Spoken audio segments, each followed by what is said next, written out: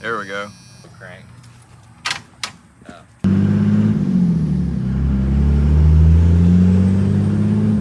So as of yesterday afternoon, this cab swap truck is finally legal. I got the insurance on it, I got it registered, and we can finally drive this truck. Last piece to the puzzle.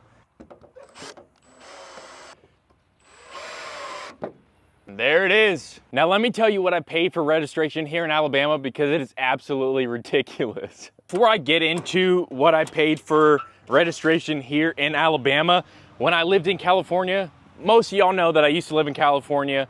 Like 4.5 years ago is when I moved here to Alabama. So when I was registering my OG Cummins in California, it was costing between $300 to $400 for a 2001 Dodge Ram 2500 diesel, obviously Cummins. And when I first moved here, I didn't know what I was gonna pay. When I first registered that OG Cummins here, it was like 54 bucks. So I went ahead, registered this truck yesterday. I had to pay taxes on it because I bought it, so I had to pay taxes on the price that I bought it at. But without the sales tax, it came out to about $45 to register this truck for the year. And that is absolutely crazy. It's like 10 times less than what I would have paid in California. There is what I paid. I actually paid $59.87, but not accounting for tax, literally about 45 bucks to register this 3500. So this isn't technically gonna be the first drive after the cab swap, because I have driven it around the yard. So it's technically not the first drive, but this is actually gonna be the first legal drive on the road since doing the cab swap. I did drive the red and blue truck, which just doing the cab swap, I don't see why this truck wouldn't drive the same way that it did on the red and blue cab. So hopefully nothing breaks. Hopefully I tighten everything down, but let's get it. And we are going to Toby's house to pick up a first gen Cummins. So let's get on the road.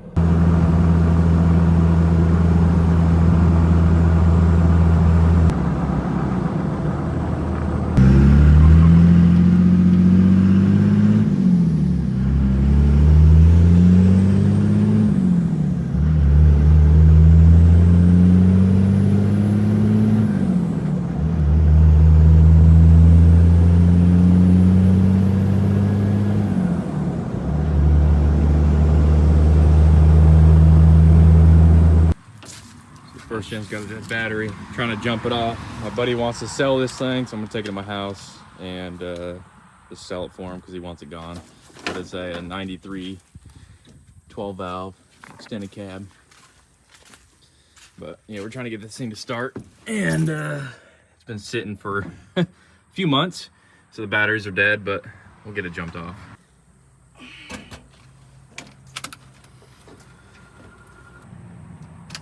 There we go. See if it'll crank. See if it'll crank. Oh. Yes, sir.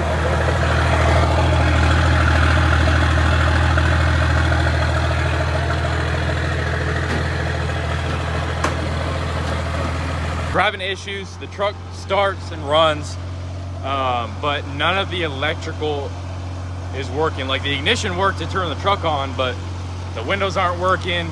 The alternator is not showing that it's charging. So we're trying to figure out what is the problem, because we need power for the torque converter lockup to be able to drive. All right, so we got it going. We threw the other battery back in. This battery right here just must be completely dead or something, because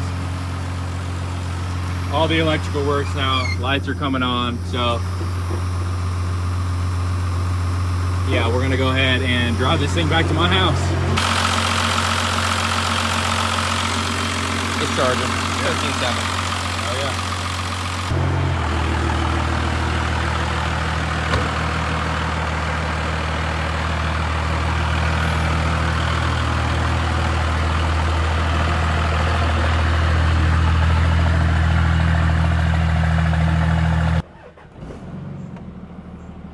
All right, well, we're leaving our buddy's house with the first gen, But let's talk about the first drive with the cab swap.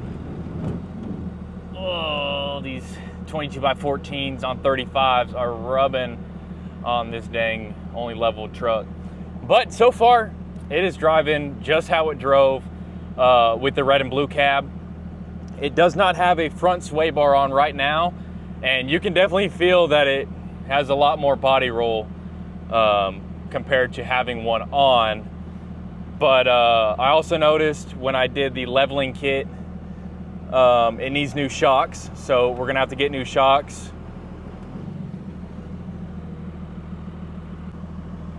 So we do need to get new shocks. Probably a front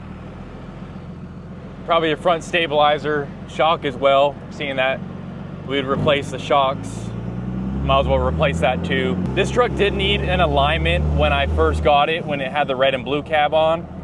So I went ahead and took a tape measure and tried to align it out, but it's still kind of all over the road, so I do have to get an alignment so I don't chew these tires up even more than what they are. So, but overall, the first drive with the cab swap is going good. I don't have any complaints besides, you know, what I just said, the alignment, the shocks, the sway bar, and yeah, so it's driving awesome. But we have Hunter behind me. He's driving the first gen back. But yeah, so we'll see y'all when we get back to my house.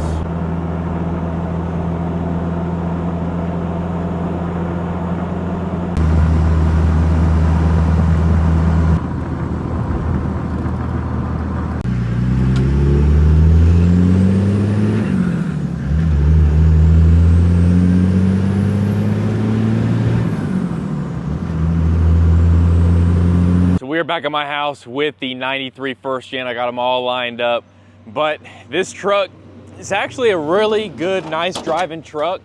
I mean, it starts up on a dime when you actually have, you know, a good battery. We have to keep disconnecting this battery because the wire for the alternator that gives it power to start charging is on the fuse block, and if you leave it plugged in, it drains the battery. So I'm gonna have to figure out a wire that runs off the ignition to connect it to so it doesn't keep draining this battery.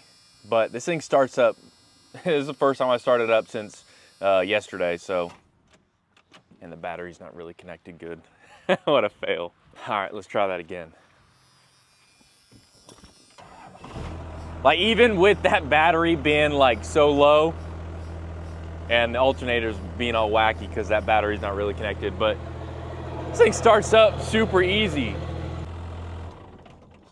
And of course you got the old cable to shut it off. Eddie, come on.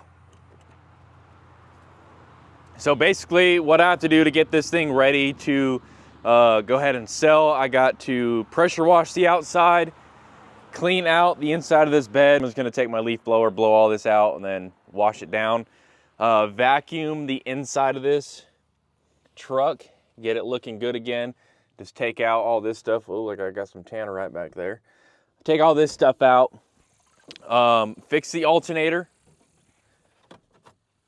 so that it's not draining the battery when the battery is connected or this wire is connected to this fuse panel.